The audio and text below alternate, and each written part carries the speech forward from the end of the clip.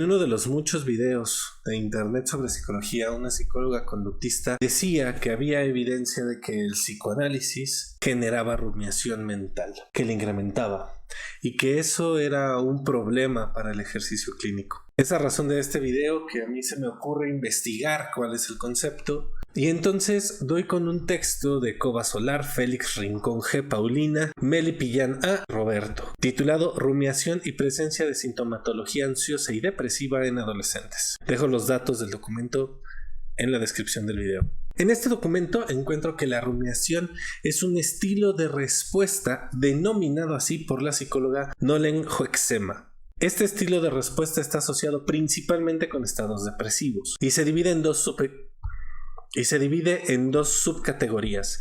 La reflexión, que son conductas que tienen relación con el análisis de las dificultades vividas, y el mascullamiento, que es un pensamiento con valencia emocional negativa focalizado en el malestar o en el problema. En este mismo documento aparece que la reflexión ayuda a la reducción de la depresión y el mascullamiento la sostiene, lo cual a mí como psicoanalista me lleva a pensar en el fenómeno de la repetición. Y se vuelve importante hacer una diferencia entre repetición y reproducción. Empecemos con la reproducción, que es como cuando pones una película. La película siempre será la misma. La producción de esa acción es la misma. Esto ocurre también con una canción o con un libro. El libro dirá lo mismo, que cada vez que tú lo leas, entiendas una cosa diferente, eso es otro asunto. Y esto ocurre con muchos libros. Con la repetición cambia la cosa. Para el psicoanálisis, la repetición implica, sí, por un lado, volver a hacer, pero también implica que ese volver a hacer tiene una diferencia. Hay algo diferente entre la primera y la segunda ocasión. Por ejemplo, cuando te preparas un sándwich, por orden de lo general, siempre sigues los mismos pasos, pero cada sándwich es diferente. No por ello deja de ser un sándwich, inclusive tal vez tu sándwich. Ese sándwich lo repites, mas no lo reproduces porque nunca volverás a comer el mismo sándwich. En matemática encontramos un concepto que nos ayuda a pensar esto y es el de iteración. Una iteración es un proceso que ocurre en una función. Es la repetición de un proceso con la intención de alcanzar una meta. Piénsalo de la siguiente manera. Si tú buscas una receta para hacer arroz en internet, es altamente probable que te digan que tienes que tomar el arroz y entonces enjuagarlo al menos 3 veces. Colocas agua, enjuagas, vacías el agua. Con el arroz, ya enjuagado una primera vez, vuelves a hacer un segundo proceso de enjuagación. Y así al menos 3 veces hasta que el agua salga clara. Esa es la indicación. Entonces, la iteración es una acción que se realiza sobre algo y con el resultado de esa acción. Se repite la misma acción hasta que se alcanza un objetivo.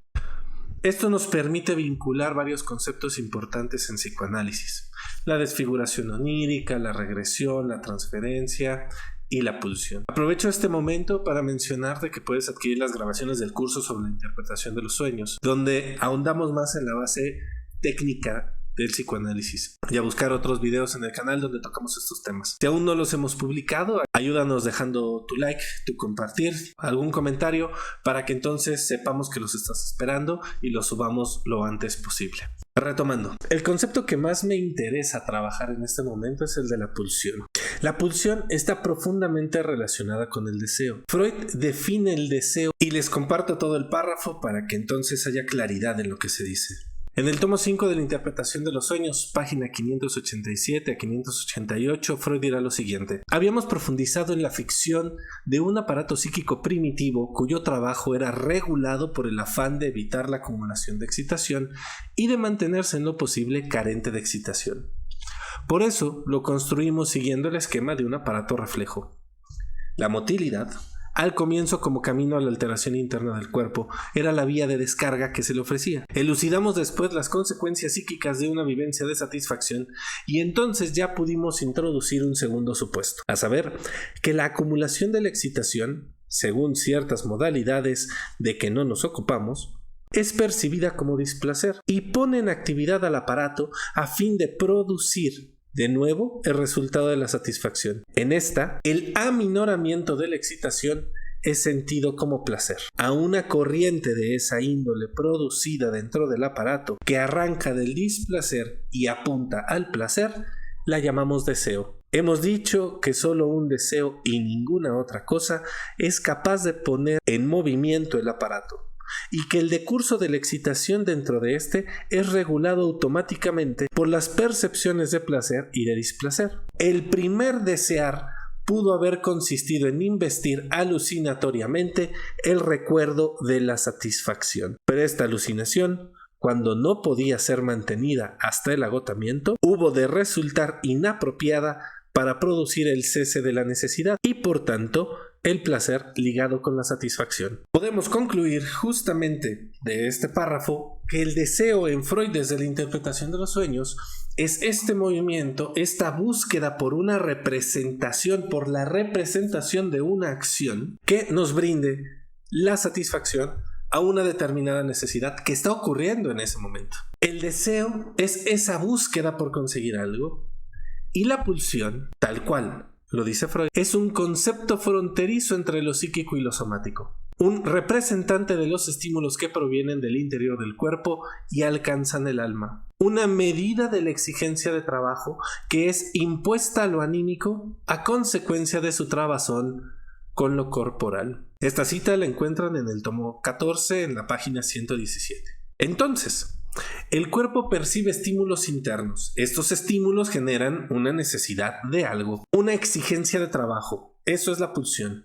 Estos estímulos, en su búsqueda por la satisfacción, generan un movimiento. Este movimiento es el deseo. El deseo como búsqueda implica que el aparato buscará entre todo su repertorio de memorias una forma de conseguir la satisfacción de la pulsión. Esta búsqueda se da entre todas las hilaciones de pensamiento que han sido inscritas en la memoria, con el objetivo de reproducir un estado anterior, el estado de la satisfacción previa o de la satisfacción primera, de ese evento en específico. Una vez que el aparato la encuentra, la repite la acción representada en memoria, buscando alcanzar la misma satisfacción que la primera vez. Lástima de que toda vez en sí misma es la primera, porque como ya dijimos, repetición no es reproducción. Podríamos decir que toda reproducción es repetición, pero no toda repetición es reproducción, porque al menos tiene la característica de que ocurre en un tiempo diferente, lo que genera una producción diferente. No es lo mismo Los Tres Mosqueteros que 20 años después. Lacan dedicará todo un seminario a esta cuestión, que es el seminario 9 titulado La Identificación, justamente porque lo que se está buscando es generar identidad. Entonces, podemos entender la rumiación, de la forma en la cual la definimos al inicio de este video, como una de las manifestaciones de este proceso. Los pensamientos intrusivos, las ideas compulsivas, operarían de manera similar, solo que siguiendo diferentes caminos y logrando diferentes cosas. Iniciamos este video a partir del argumento de que el psicoanálisis está contraindicado porque incrementa la rumiación mental, argumento sostenido por psicólogos que se nombran a sí mismos científicos. Y por lo tanto, esto parece una verdad absoluta, una verdad ya dada e imposible de cuestionar. Irónico, pues la ciencia se basa en la posibilidad de cuestionar cualquier argumento, y no solo la ciencia. Entonces, ¿el psicoanálisis genera rumiación? Y de ser así, ¿cómo es que el psicoanálisis generaría rumiación? Dimos dos subtipos de rumiación, la reflexión y el mascullamiento. Para responder esta pregunta, debemos de entender mínimamente cómo opera la praxis psicoanalítica. Esta se basa en la regla fundamental que es la asociación libre. Entiéndase por esto, hablar lo más libremente posible. Esto implica que la persona que va a análisis al contar una historia o acontecimiento, sea esta persona un analizante o no, lo describa con el mayor cuidado, atención y detalle posible, y de la manera más libre, que diga cualquier pensamiento, emoción o sensación que le ocurra, que le pase por la cabeza, dejando de lado cualquier tipo de censura, dejando de lado lo que podría sonar políticamente correcto, dejando de lado las cosas que uno no diría por vergüenza, porque son inmorales, porque son cualquier tipo de cosa que llevaría a no decir algo. Esta es la base observacional del psicoanálisis. Sostener este acto es la primera misión del analista. A partir de esta indicación, el acento se pondrá en el sujeto que aparece en ese discurso, en lo que se dice. ¿Quién habla? ¿Quién hace? ¿Cómo habla? ¿Cómo hace?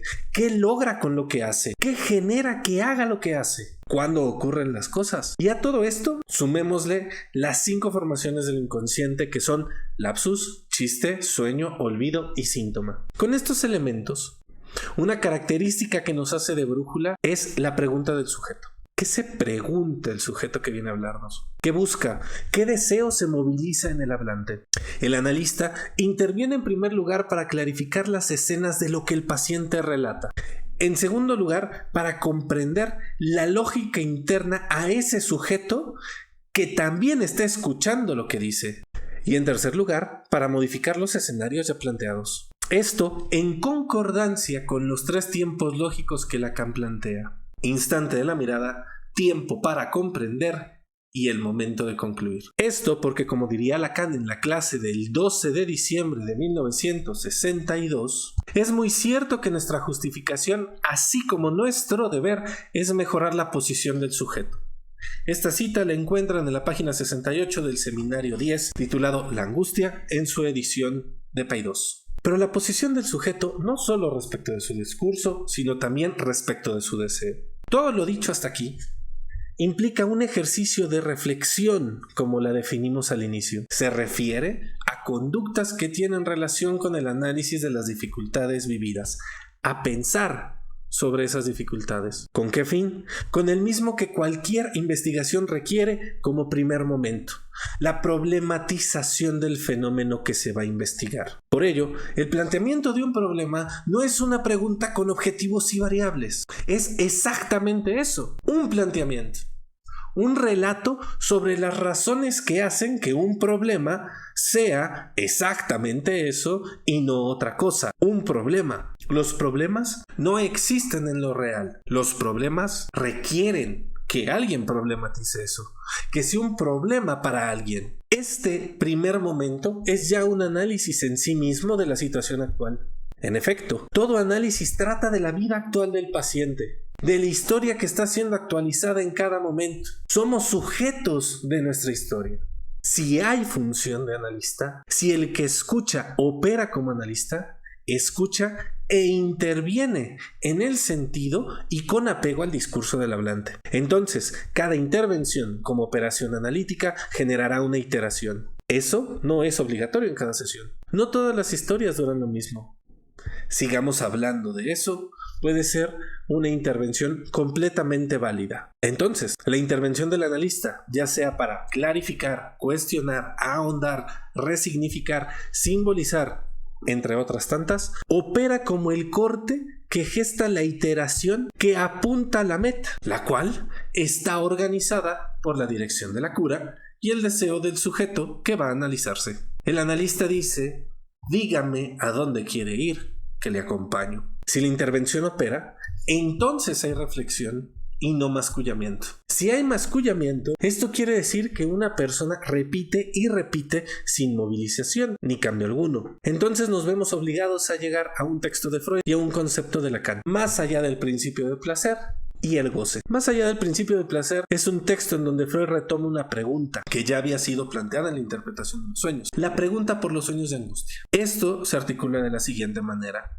si el aparato busca la satisfacción de un deseo, está guiado por el principio del placer. ¿Por qué reproducir algo que es doloroso? ¿Por qué reproducir algo que es displacentero? Es como si te sentaras con tu cerebro y le preguntaras por qué disfrutas de pensar mierdas que nos hacen daño. ¡Me lastimo para sentirme vivo!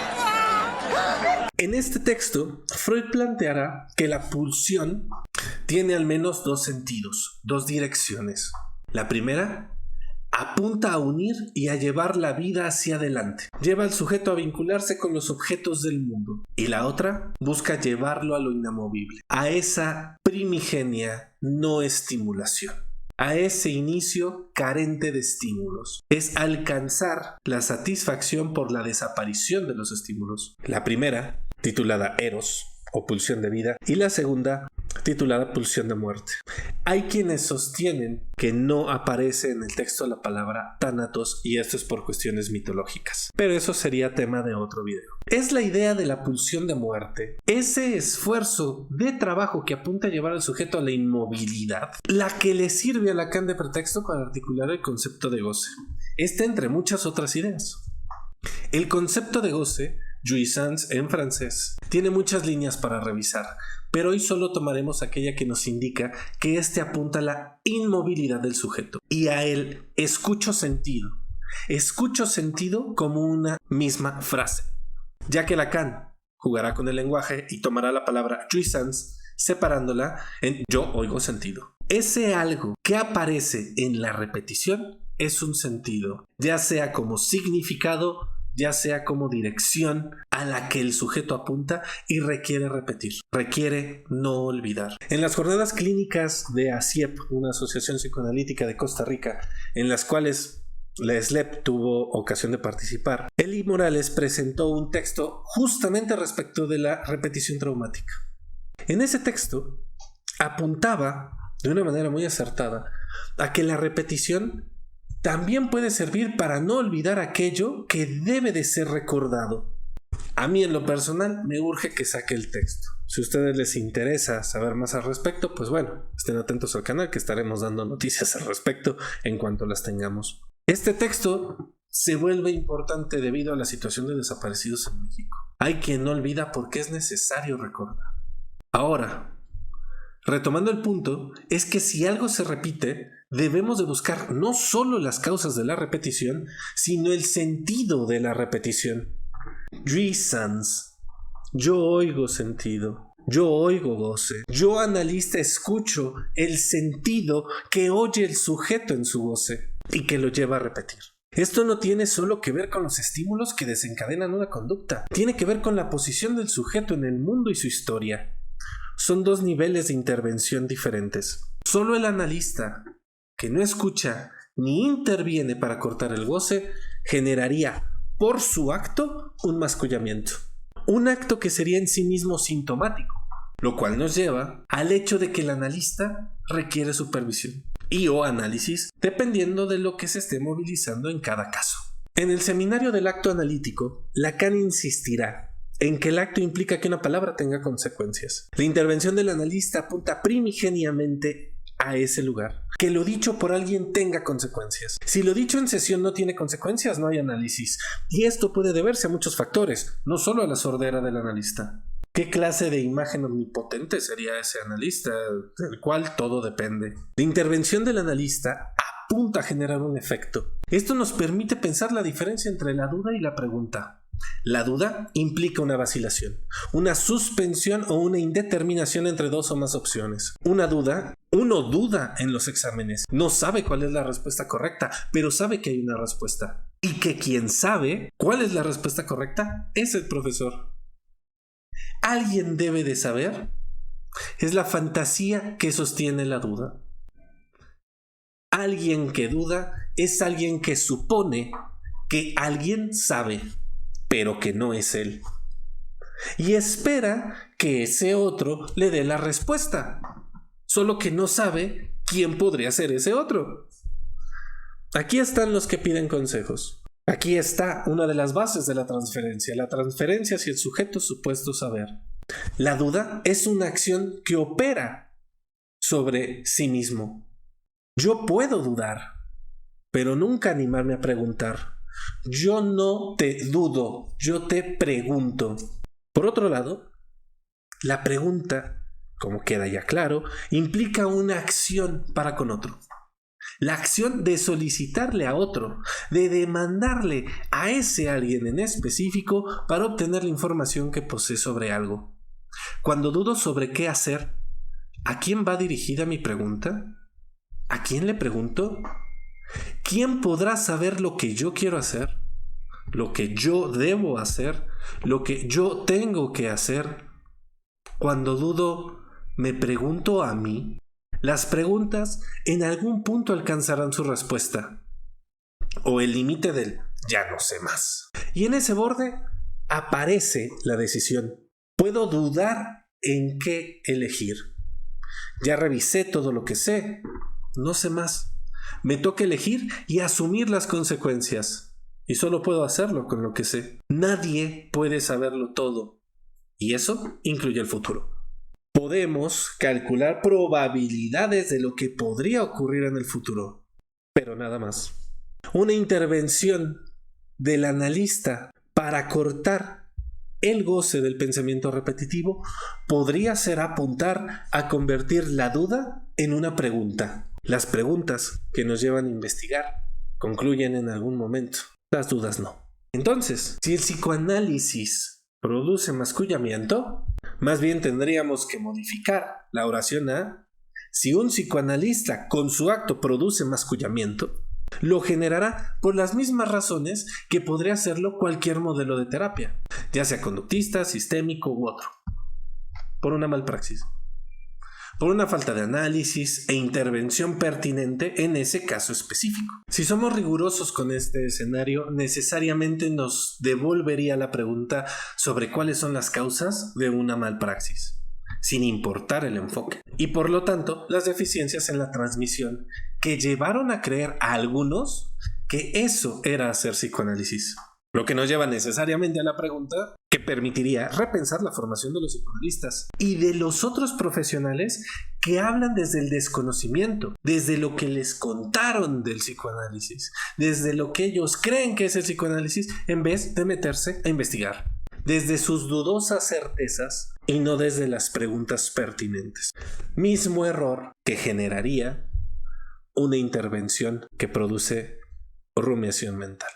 Si llegaste hasta acá, lo primero que quisiera hacer es agradecerte por el tiempo tomado para ver este video. Te invito a dejar un like, compartir el video con aquellos a los que creas que les puede interesar y a dejar tu comentario en la parte de abajo de este video para poder iniciar un diálogo al respecto. Te invito a seguirnos en el resto de nuestras redes sociales para estar al tanto de las actividades que tenemos, y en caso de que te interese que trabajemos algún tema, indícanoslo en los comentarios que estaremos prestando bastante atención a ellos. Sin más que agregar, yo soy Joaquín Pineda. Que tengan excelente tarde, día, noche o donde sea que les haya tomado este video.